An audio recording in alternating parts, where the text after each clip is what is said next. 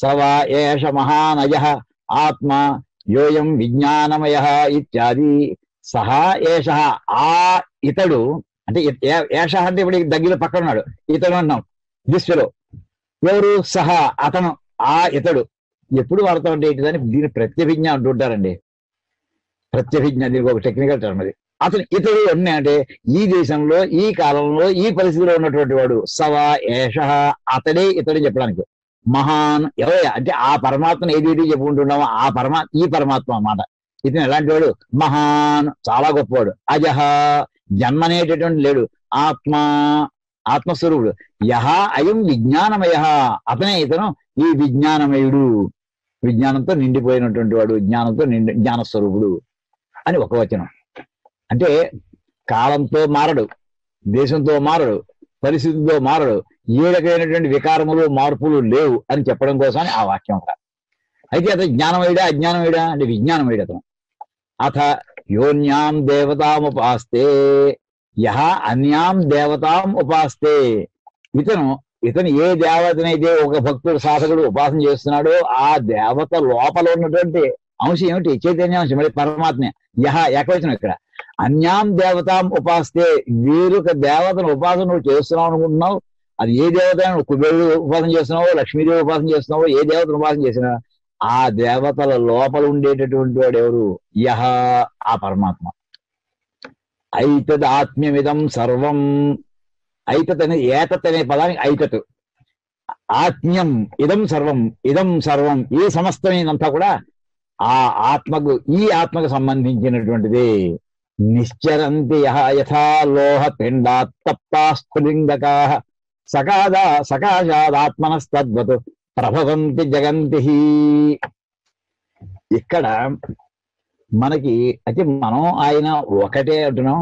ఒక పెద్ద బ్రహ్మాండ అయినటువంటి ఇనప గోళం బాగా వేడి చేశారు, బాగా మండిపోతున్నట్టు కనిపిస్తుంది, ఎర్రగా కలుస్తుంది. అందులోంచి నిప్పు నెరుసులు బయటకు వస్తున్నాయి. మనం బ్రహ్మాండంగా ఉన్నటువంటి ఆ అయఃపిండం, లోహపిండము అంటే ఇనప గుండు. ఆ ఇనప గుండు ఎటువంటిది? బాగా తత్వమైనటువంటి ఆ ఇనప గుళ్ళు బాగా కాలగా అందులోంచి వచ్చేటటువంటి స్ఫులింగక నెరుసులు. పరమాత్మ ఆ బ్రహ్మాండమైనటువంటి గోళం అనుకుంటే మన అందులోంచి వచ్చినటువంటి ఈ జగత్తులన్నీ కూడా, మనం కానీ జగత్తులన్నీ కూడా అందులోంచి నెరుసులు. ఇది ఇక్కడ చెప్పడం బట్టి ఇక్కడ ద్వైతాన్ని చెప్పినట్టయిందా అద్వైతాన్ని చెప్పినట్టయిందా అంటే మనకి మన యొక్క స్థాయిని నువ్వు ద్వైతంలో చూస్తున్నంతసేపు పెద్ద అయఃకాంతంలోంచి, అయఃపిండంలోంచి, అయః అంటే ఇనుము, లోహము. యథా లోహపిండాత్ అంటే లోహపిండము నుండి తప్తాహ స్ఫులింగగా బాగా వేడికి పోయినటువంటి నెరుసులు ఎలాగైతే నిశ్చరంతి యథా నిశ్చరంతి బయటకు వస్తూ ఉంటాయో అదేవిధంగా ఆత్మనః సకాశాత్ ఆత్మ దగ్గర నుండి తద్వత్ అదే విధముగా జగంతి ప్రభవంతి జగంతి ఈ జీవులందరూ కూడా పుట్టుతూ ఉంటారు, వాళ్ళ జీవితాన్ని గడుపుకుంటూ ఉంటారు అని ఇక్కడ యోగ యాజ్ఞవల్క్య అనేటటువంటి స్మృతి గ్రంథంలో చెప్పడం జరిగింది. తర్వాత అజ శరీర గ్రహణాత్ సజాత ఇది కీర్త్యతే ఇది బ్రాహ్మే. అజహ శరీర గ్రహణాత్ సజాత ఇది కీర్త్యతే. ఇతను పరమాత్మ అజహ జన్మ లేనటువంటి వాడు. జన్మ యస్య న విద్యతే సహ అజహ.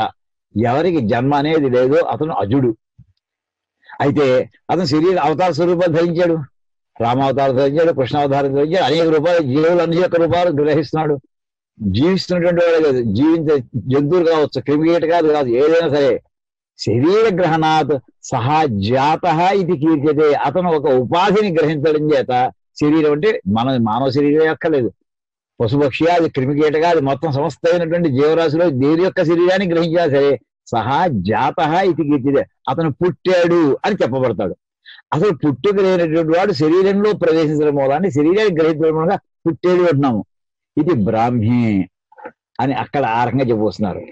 అదే రకంగా ఇంకో ఉదాహరణ తీసుకొస్తున్నారు. సర్పవద్ రజ్జుఖండస్తు నిశాయాం వేష్మ మధ్యగా అని ఒక ఉదాహరణ. అంటే నిశాయాం ఇంట్లో పెద్ద బ్రహ్మాండమైన ప్యాలెస్ ఉంది. ఆ ప్యాలెస్ మధ్యలో ఓ తాడు పడేసి వెళ్ళిపోయాడు. రాత్రి పడుకునే ముందు ఎవరో కుర్రాడు అక్కడ తాడు వదిలేసి వెళ్ళిపోయాడు. అది రాత్రి ఎవరో అర్ధరాత్రి అయిన తర్వాత ఎవరో మెరుపు వచ్చింది ఇంటి వాళ్ళకి. వాళ్ళు కింద వచ్చారు, లైట్ పూర్తిగా వేసుకోలేదు. లేదా కొంచెం కనిపించకుండా ఉంది. వేష్ణు మధ్యగ రజ్జుఖండ. వేష్ణు అంటే బ్రహ్మాండ భవనంలో మధ్యలో ఉండేటువంటి రజ్జుఖండము, తాడు యొక్క ముక్క, అది నిశాయాం అంటే రాత్రిపూట అంటే కాంతి తక్కువ ఉన్నటువంటి సమయంలో సర్పవతో పాములా కనిపిస్తోంది. కానీ తాడే, అది పాము అక్కడ లేనే లేదు. అదే రకంగా ఇక్కడ ఉన్నది ఒకటే, ఎన్ని శరీరాలనే గ్రహించుకునేవండి, అతను మాత్రం ఉన్నవాడు ఒకడే. కానీ మనం పుట్టాడు పోయాడు అనేటువంటి ఈ ప్రయోగాలతో మనం వ్యవహరిస్తున్నాము. ఇంతేకాదు, ఇంకోటి, ఏకో చంద్రో ద్యోమ్ని తిమిరాహతే చక్షుష ఆభాతి పరమాత్మాచ సర్వోపాధిషు సంస్థిత. ఇది జ్యోతిష్ శాస్త్రంలో వరాహ మిహిరుడు బృహత్ సంహితలో ఈ ఉదాహరణ ఇస్తాడండి ఇప్పుడు వాక్యాన్ని. ఏకో చంద్ర ద్వౌ వ్యోమిని.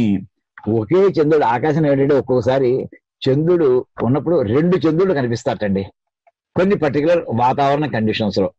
ఇప్పుడు కూడా మనకి నార్వే, స్వీడన్, స్విట్జర్లాండ్ అటువంటి చోట ఇది చాలా ఫ్రీక్వెంట్ గా జరుగుతూ ఉంటుంది. అంటే అక్కడ రిఫ్లెక్షన్, అది ఇమేజ్, అది ఇల్యూజన్, ఒక రకమైన ఇల్యూజన్. మనకి అక్కడ భ్రాంతితోటి ఒకేసారి ఆకాశం కనిపిస్తుంది, 2 చంద్రుడు కనిపిస్తూ ఉంటారు అక్కడ. కానీ ఉన్నవాళ్ళు ఒకడే. ఆ రెండోది ఎందుకు వచ్చింది అంటే అక్కడ ఉండేటటువంటి గాలి పొరల్లో ఈ ఉన్న అసలు చంద్రుని యొక్క కిరణాలు అక్కడ పడి ప్రతిఫలించి ఎంతలా ప్రతి సెంటిపర్సెంట్ ప్రతిఫలించాడు, ఇది అసలు చంద్రుడు ఇదా లేదా అదా అనేటటువంటి భ్రాంతి కలిగించాడు కనిపిస్తాడు. అలాంటప్పుడు ఏమిటంటే ఏకో చంద్ర ద్వౌ వ్యోమిని. ఆకాశంలో, వ్యోమిని అంటే ఆకాశంలో, ద్వౌ 2 రకాలుగా 2 చంద్రుడు ఉన్నవాడు ఎంతమంది? ఏకహై చంద్ర. ఇది ఎక్కడ? తిమిరాహత చక్షుష. చీకటితో కొట్టుకుపోయిన మూసుకుపోయినటువంటి కళ్ళు గలవాడికి. అంటే ఏంటంటే అక్కడ ఒక పర్టికులర్ నైట్ కండిషన్స్ లో అటువంటిప్పుడు 2 సార్లు కనిపిస్తుంది. ఇది మనకి బృహత్ సంహితలో ఈ ఉదాహరణని మనకి వరాహమిహిరుడు చాలాసార్లు ఉదాహరణ తీసుకొస్తాడండి.